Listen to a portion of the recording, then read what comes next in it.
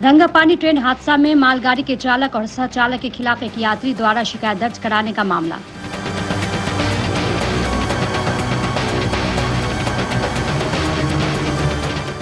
मालगाड़ी के मृत चालक के खिलाफ मामला दर्ज कराए जाने की खबर सामने आई है। कहा जा रहा है कि एक यात्री ने मालगाड़ी के चालक और सह चालक के खिलाफ जीआरपी से शिकायत दर्ज की है। हालांकि उक्त यात्री का कहना है कि उसने कोई शिकायत नहीं की है।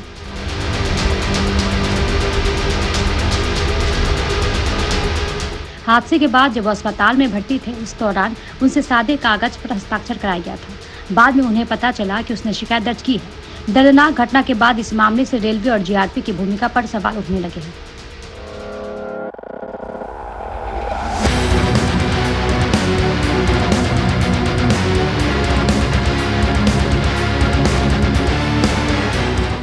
जानकारी के अनुसार सिलीगुड़ी के लेकटाउन निवासी चैताली मजुमदार नामक यात्री ने मालगाड़ी के चालक और सह चालक के खिलाफ शिकायत दर्ज की है, जिस पर उन्होंने कहा कि घटना के बाद उन्हें रेलवे अस्पताल में भर्ती कराया गया था। उस समय एक सफेद कागज पर घर का पता लिया गया, इसके बाद हस्ताक्षर कराया गया। আমি কালকে তো ট্রেন ওই অবস্থার মধ্যে আমি বাড়িতে ফোন করি, বাড়ি থেকে আমাকে নিয়ে যায়, তারপরে আমি হসপিটালে ভর্তি হই।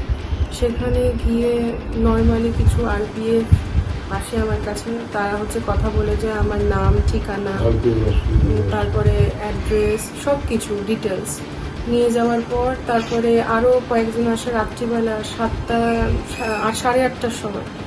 তো তখন এসে তারা আমার থেকে আমার কি পরিস্থিতির মধ্যে ছিলাম সবটা ওনারা জানে, শুনতে চায় আর কি। আমি সেটা বলি, সেটা ওনারা ভিডিও করে। ভিডিও করার পর দেন আমাকে একটা সাদা পেজের মধ্যে ওখানে আমার নাম, ঠিকানা শুধু লেখা ছিল।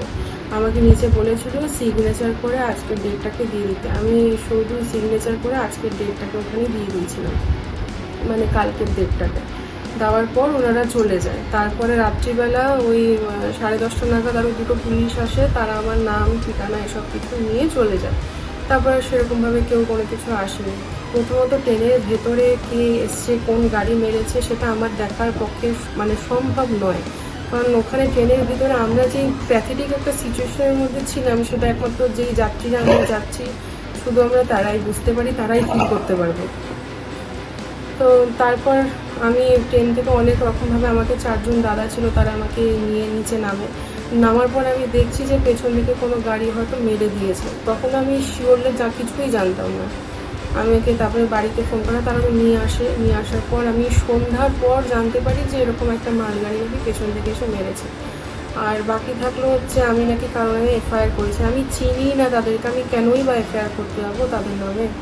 হ্যাঁ, কারণ তাছাড়া আমার ফ্যামিলি বা আমরা সবাই হসপিটালের মধ্যেই ছিলাম। এবার আমরা ছাড়া আর কে করবে? তারা যারা আসছিল তারা ছাড়া আর কেউ করার মতন আমার মনে হয় না আর কেউ করবে। আর আমি যেই কন্ডিশনের মধ্যে এখন আছি সেটা আমার পক্ষে করাও এখন সম্ভব নয়।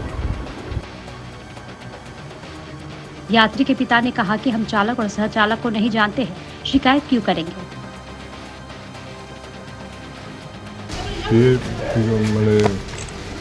মার্চের পিছন থেকে ও তো জানার ব্যাপার নেই। যখন আমরা কেন রেলের ব্যাপারে আমাদের না চেনা, ড্রাইভারের সাথেও চেনা নাই, ড্রাইভারের যে মারা গেলো তার সাথেও আমাদের কোনো চেনাশোনা নেই। তা আমরা তো চিনি না, তাকে আমরা কেন করতে যাবো? সে এখন সাদা কাগজে একটা সই করাই ছিল হসপিটালেই। হ্যাঁ, রেল হসপিটালে। আমি তো কাছাকাছি বলতে এখান থেকে রেল হসপিটালে নিয়ে আসছি। আচ্ছা, রেলের তরফ থেকেই করেছিল বোধ হয়। না, বলছে যে এটা অ্যাড্রেসটা নিলাম। আপনি ছিলেন তখন? হ্যাঁ হ্যাঁ, জিআরপি করছে, আরপিএফ করছে। কী বলবো, আমরা যাকে চিনি না তার নামে কেন করতে যাবো? আর আমরা তো একদিনের সফর, আমাদের তো তার সম্বন্ধে কোনো অভিযোগ থাকার ব্যাপার নেই। সে সামনাসামনি আসলে কথা নিশ্চয়ই বলবো। না, সে তো এরকম তো আরও অনেকেই আছে, মেডিকেল কলেজে অনেক আছে।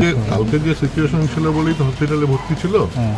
তো সেই অবস্থায় এখন ও তো ঠিক মতন বুঝতেও পারছে না, এখনও তো প্রায় সন্ধ্যার মতন। তারপরে এর আগে একজন আসলেন, আর কথাবার্তা বলে গেল, তারপরে থেকে আরও বসি ওর ওই সিনগুলো মাথার মধ্যে চলে আসছে। অভিযোগটা হলো এটা পুরোটাই ভুয়ো? হ্যাঁ, ভিত্তিহীন অভিযোগ। এটা এখন দেখেন তার কি আছে। আমার তো এই একদিনের ব্যাপার, আমার তো মেয়ে যাতায়াত করে মাঝে মধ্যেই। হ্যাঁ, যেহেতু বিবেকানন্দ ইউনিভার্সিটিতে পড়াশোনা করে। কথা বললে না, কথা বলার কি দরকার? আপনাদের সঙ্গে যদি যোগাযোগ করে, যোগাযোগ করলে কথা বলতেই হবে। না, কেন করতে যাবো? আমার কি দরকার আছে কারোর সম্বন্ধে অভিযোগ করার? रंगापानी में हुए हादसे के पीछे सिग्नल सिस्टम की विफलता को एक कारण माना जा रहा है। इस बीच मृतक चालक पर केस दर्ज होने के बाद कई लोग सवाल उठाने लगे हैं।